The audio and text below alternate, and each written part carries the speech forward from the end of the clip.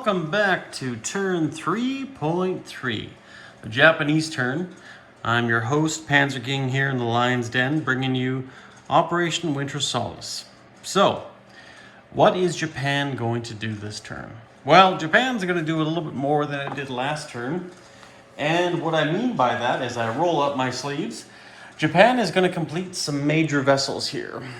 So, Japan has decided to complete the carrier Kaga, complete the cruiser Teiko, and complete the light carrier Shinyo, and also build the 5th Special Navy Landing Force, Japanese Marines. So they're going to spend all their money this turn on that, and that will be I believe it's going to be a total of $19.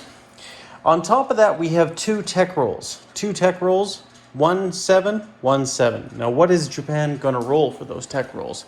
So Japan has looked at the board, and Japan has decided to do long-range aircraft and improved construction. They've already achieved wartime economy as far as they can, so we're going to get into that right away. So let's roll those. We both need 7s, and we're going to roll that on the board right now. And we have an 11 and a 2. So we move the first stage of long-range aircraft, which is over here, and we do not get improved construction, but that's okay. It is what it is. 50% is better than 0%, as my old math teacher said, even though I only passed with, 51%, but we won't even talk about that. That's all good. Anyways, we are going to go ahead now and look at Japan's turn. And we know what they're going to buy and what they're going to complete this turn, so that's not a big deal. We know that's also going to cause some American increases with the light carrier and heavy carrier, and Jinx will make those appropriate. It'll be $1 a piece as those carriers get completed. But on top of that, we're going to look at the board. So we have the coastal sub and torpedo boat destroyer, part of that 5th fleet. They're going to move to Sea Zone 56, leaving that berth open. We're going to have the 21st, which is a submarine group, or submarine flotilla, move down south.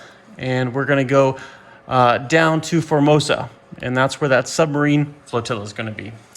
We're also going to have the 25th, which is comprised of 4 destroyers, pick up these 4 lovely infantry, just waiting on the coast of Honshu, and we're going to put them on there.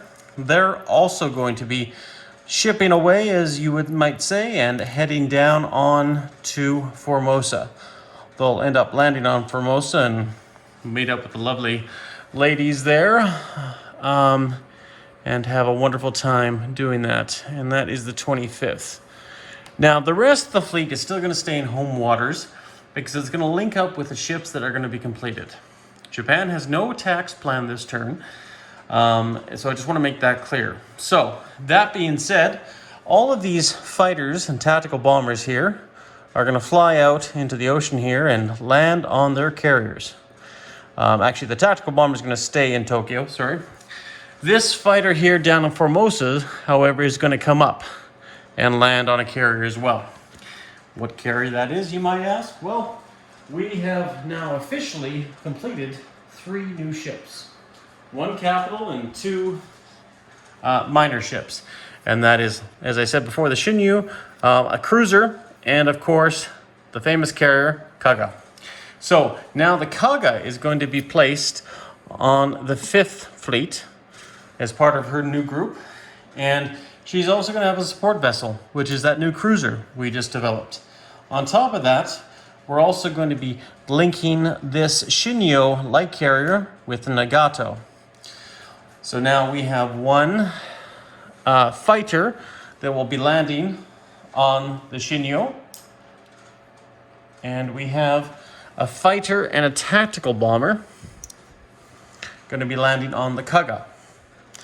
I do love these multicolored units here. I just think it gives a bit more pop, and I'll just zoom into that a little bit more so you guys can see.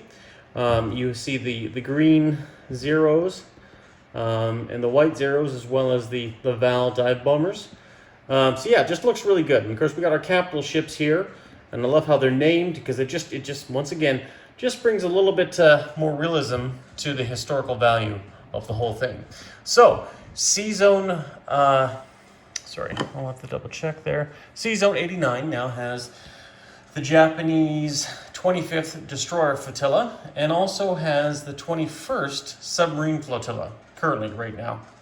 And currently in home waters, we have the 5th, 8th, 31st, and 11th fleets, all comprising of capital ships, and each capital ship controls their own warships. So, very cool to see. Not much else is going to go on right now. We are going to transfer one transport from the 35th to the 5th as well, just to break that up. And on top of that, we'll also, no, you know what? I think we're going to leave that as is. So right now, Japan has 4 capital ships in home waters, and both of them with their own naval support, both with cruisers and light cruisers as well. So very powerful. Obviously, it's the most powerful navy in the Pacific, and there was a cost to create that production. So that being said, everything has been deployed except for the Special Navy Landing Force, which is the 5th Division, and it will land in Kyushu here, where there's a factory, along with the Marine. And that being said, we will conclude Japan's turn. Japan has once again not attacked China, and people might be wondering why. If you look at the current position right now, the Chinese, communist Chinese, have actually taken the southern warlords now, and this is what I call them. I'm sure I probably couldn't pronounce their name, but for argument's sake, we'll call these the northern warlords. We'll call these the central warlords, the Yunnan warlords, and the southern warlords. There's still 3 more warlords on the table, here, here, and here. Who knows? Japan might be doing a sneak attack to convert those warlords to the communists. Now, the communists are very powerful right now, probably the most powerfulest I've ever seen. However, I still don't think it's in Japan's best interest this turn to attack. Possibly next turn, the turn after. Who knows, right? But we'll see how that goes, and we'll see how badly the KMT or the Kuomintang want the Japanese to help intervene to give them an advantage. But for now, Japan's turn is done and final, and the Emperor has resolved to send troops off the coast of Formosa and possibly send an attack to the Australians, the Far East Command, the Dutch, or the Chinese, or no attack at all. But we will see how that happens in turn 4.3. Which will be entering in 1938. But this is Panzer King here in the Lion's Den, signing off to everybody. I don't think I missed any combat move, anything in specific, but let me know in the comments if I did. Take care, everyone, and you guys all stay classy.